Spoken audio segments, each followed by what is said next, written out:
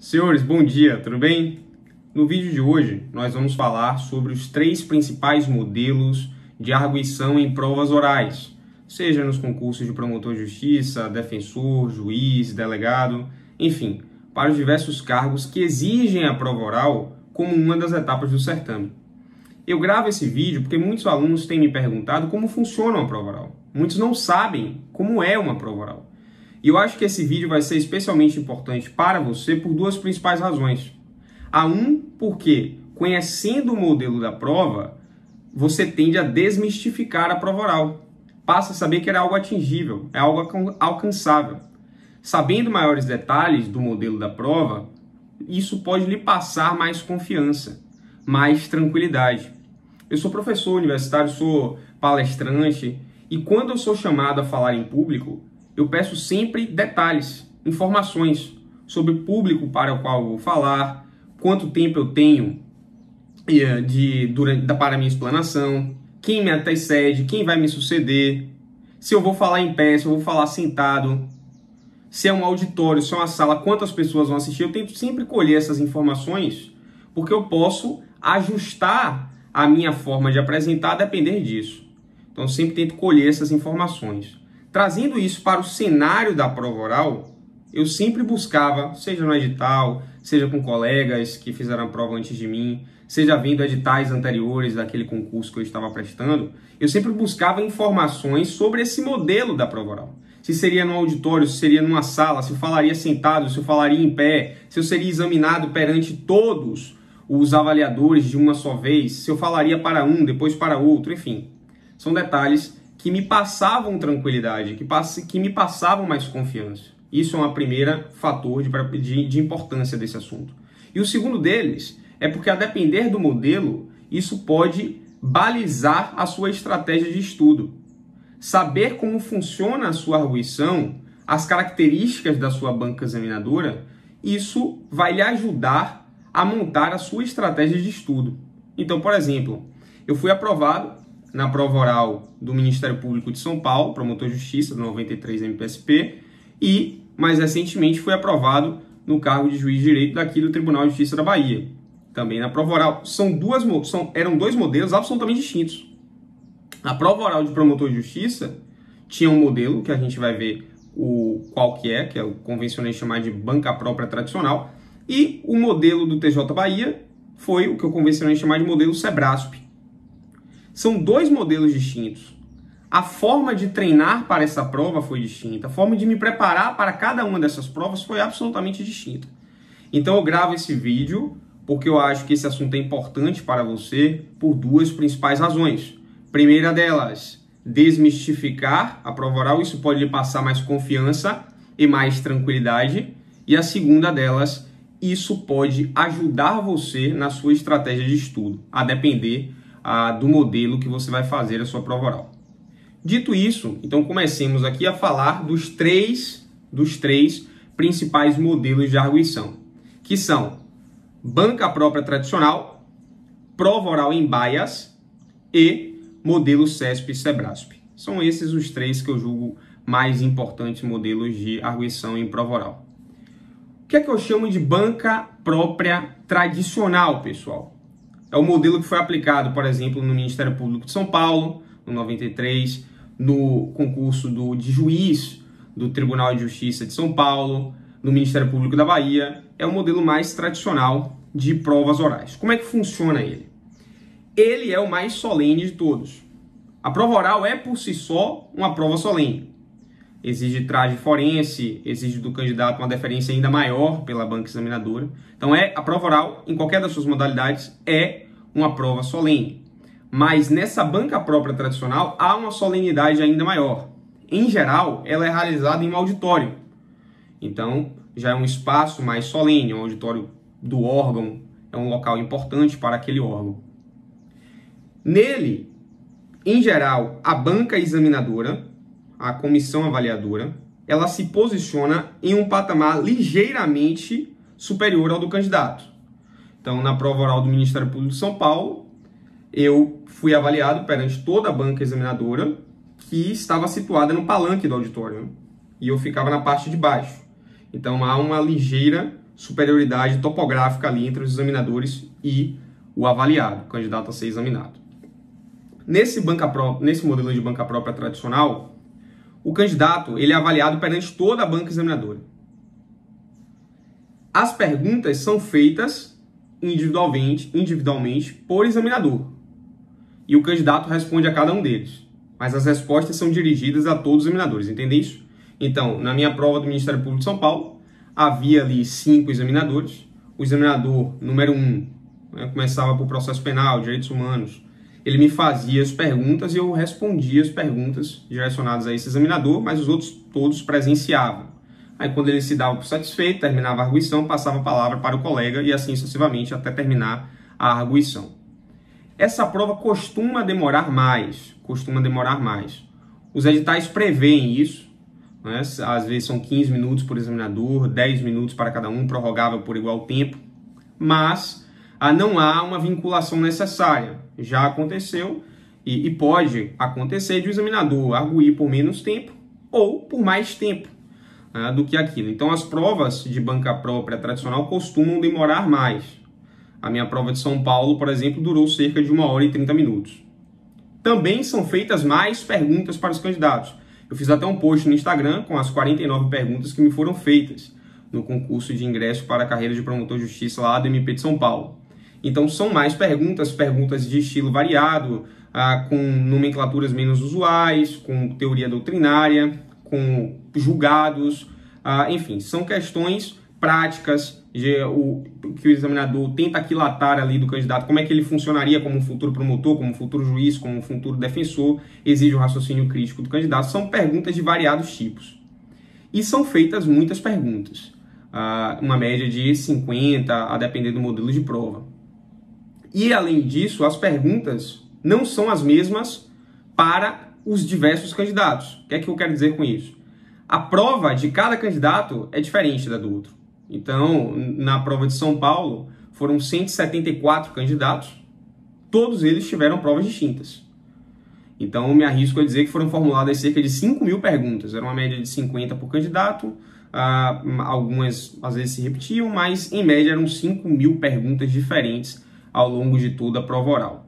Então, essa prova oral também pode ser feita em pé ou sentado, depende do modelo da prova. No Ministério Público do Estado da Bahia, por exemplo, foi em pé. No Ministério Público de São Paulo foi sentado. No Tribunal de Justiça de São Paulo foi sentado. E também o candidato fica num púlpito, em frente a um púlpito ou uma mesa. Algumas provas permitem a consulta ao vade-mecum, embora não seja recomendável a consulta ali rotineira, mesmo porque você está numa situação de pressão, de estresse, e a consulta pode lhe atrapalhar, mas isso fica para um outro vídeo. Mas o que eu quero dizer agora é que determinadas provas permitem a consulta à legislação não comentada, que está ali posta, é fornecida pela própria banca examinadora, está ali posta em frente ao candidato, e tem determinadas provas que não permitem a consulta, certo? Então são essas basicamente as considerações que eu tenho a fazer sobre esse primeiro modelo, que é o banca própria tradicional. Nesse banca própria tradicional, os examinadores são membros da própria instituição, por isso que eu chamo de banca própria. E tradicional porque é o modelo mais solene, o modelo mais comum. Quando se pensa em prova oral, se pensa em geral nesse modelo de banca própria tradicional. Os membros são membros da própria instituição, seja do tribunal, juízes, desembargadores ou membros do Ministério Público, promotores, procuradores de justiça, e o integrante da Ordem dos Advogados do Brasil, que tem por força constitucional, deve integrar esse processo de avaliação, certo? Então são essas considerações sobre o primeiro modelo. O segundo modelo é a prova oral em baias. Por que eu chamo de prova oral em baias? Porque algumas delas dividem os examinadores em cabines, em baias. Nesse segundo modelo de prova, o candidato não responde as perguntas, ele não é avaliado por todos os examinadores, mas ele é avaliado individualmente por cada examinador. E os examinadores fazem uma arguição simultânea com diversos candidatos e eles se revezam entre si. Como assim? Explico melhor. Nessa prova oral em baia, o que acontece fosse, como por exemplo, foi aplicada no Ministério Público da Paraíba, como comumente é aplicada na prova de Procurador da República, nessa arguição individual, que funciona da seguinte forma. O examinador 1, vamos situar aqui como um exemplo. São diversos examinadores, né? Trabalhamos com 5 examinadores e 5 candidatos. Então você tem o examinador 1, examinador 2, examinador 3, examinador 4, examinador 5, você tem o candidato 1, 2, 3, 4, 5. Enquanto o candidato 1 está sendo avaliado pelo examinador 1, o candidato 2 está sendo avaliado pelo examinador 2. O candidato 3 está sendo avaliado pelo examinador 3 e assim sucessivamente. Quando um candidato termina a sua arguição, ele passa para o examinador subsequente. E vão se revezando até que todos os candidatos sejam arguídos por todos os examinadores. Então, é um outro modelo de prova, diferencia do primeiro. Aqui podem ser feitas, em geral, são feitas por membros da própria instituição. Então, por promotores de justiça, procuradores, juízes, a depender do concurso, e com integrantes da Ordem dos Advogados do Brasil. Então, o modelo de perguntas se assemelha muito ao da banca própria tradicional. A diferença está nessa questão da avaliação individualizada e não simultânea perante a comissão avaliadora. E ao terceiro modelo, que eu convencionei chamar de modelo CESP-SEBRASP, por conta da banca que organiza, que costuma aplicar. E aqui, pessoal, vocês precisam saber o seguinte: quando a instituição, o tribunal, o Ministério Público, resolve fazer uma prova de concurso, em geral ele contrata uma instituição organizadora desse concurso. E ele pode delegar a essa instituição somente a organização, ou pode delegar a essa instituição, além da organização, a confecção das questões da prova, das diversas fases.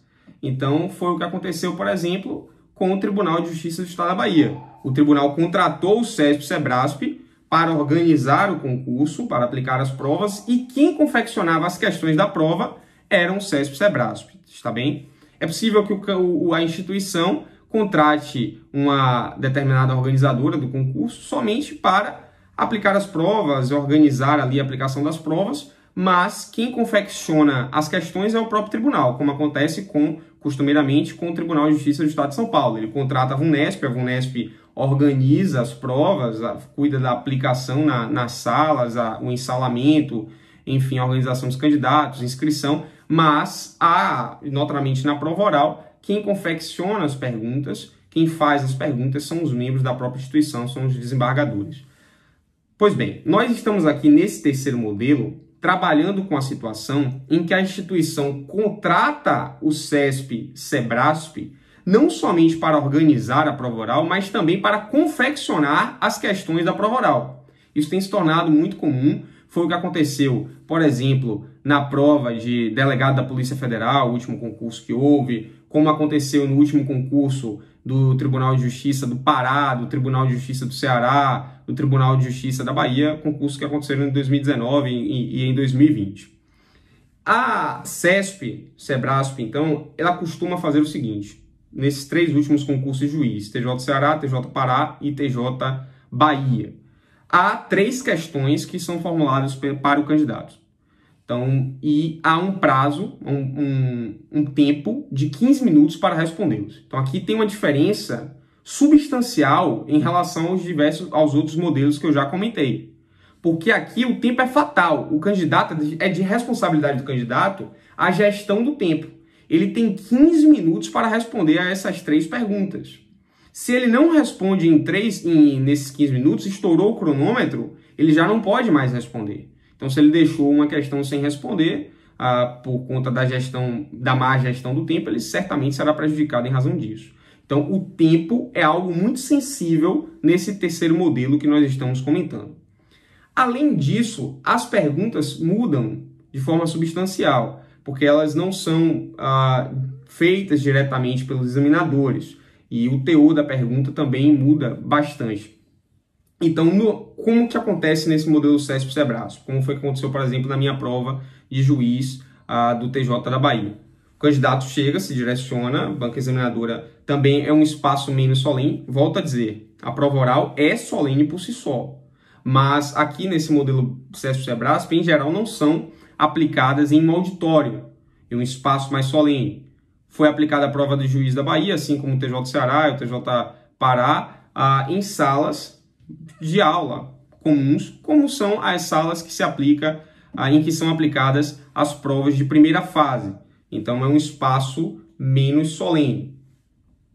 E a prova, o candidato respondia sentado perante os 3 examinadores, eram 3 examinadores na prova de juiz da Bahia, que ficavam ali em frente ao candidato, no mesmo nível topográfico, não há essa relação de superioridade topográfica como há no primeiro modelo de banca própria tradicional.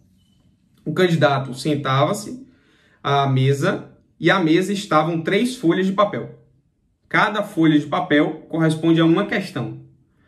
No momento em que o candidato dizia estar preparado para iniciar a arguição, que ele virava a página e começava a correr o cronômetro. Então, o cronômetro ficava em um determinado local da sala e era a gestão do tempo do candidato. No momento que o candidato virou uma das folhas, já começa a contar o tempo e a partir daí ele tem 15 minutos para responder as 3 perguntas. Ele lê, as perguntas já estão escritas no papel, ele vai ler aquelas perguntas, seja em voz alta, seja uma leitura silenciosa, e aí passará a respondê-las. A forma como ele responde, a ordem das questões, isso é de gestão do próprio candidato. Está bem? Então, no meu caso, havia uma questão de direito constitucional, uma questão de direito penal e uma questão de direito processual civil. Eu comecei respondendo por direito penal, que é a matéria que eu tenho mais afinidade, e aí fui gerindo o tempo, passei para a constitucional e terminei com a questão de direito processual civil. É importante que se diga também que o examinador, nesse modelo, ele pode fazer reperguntas. Então, seja para direcionar você para a resposta que ele pretende ou para extrair mais conhecimento a fim de que aquilatar o que está no espelho. Ele já tem o espelho e ele fica lhe arguindo para tentar extrair o conhecimento relativo àquilo. Então, as perguntas estão ali formuladas, às vezes divididas em subitens. Por exemplo, a minha questão de constitucional era uma questão, mas havia 3 ou 4 subitens ali a serem respondidos. O examinador também faz algumas intervenções, mas, volto a dizer, o candidato deve ter cuidado com o tempo. Então, são essas as principais diferenças, pessoal, em relação aos 3 grandes modelos de arguição em prova oral. Espero que vocês gostem e que tenha ajudado vocês. Para mais dicas, me sigam no Instagram, @iago_ferraro. A gente vai falar muito sobre isso. Vou fazer uma série no que eu aceito sugestões, por favor, me mandem também, seja pelo direct do Instagram, o e-mail, iagoferraro@gmail.com, para que nós possamos gravar mais vídeos sobre prova oral, sobre técnicas de resposta, o que fazer quando não souber responder a uma pergunta, dentre outros assuntos, tá bem? Um forte abraço a todos, até a próxima.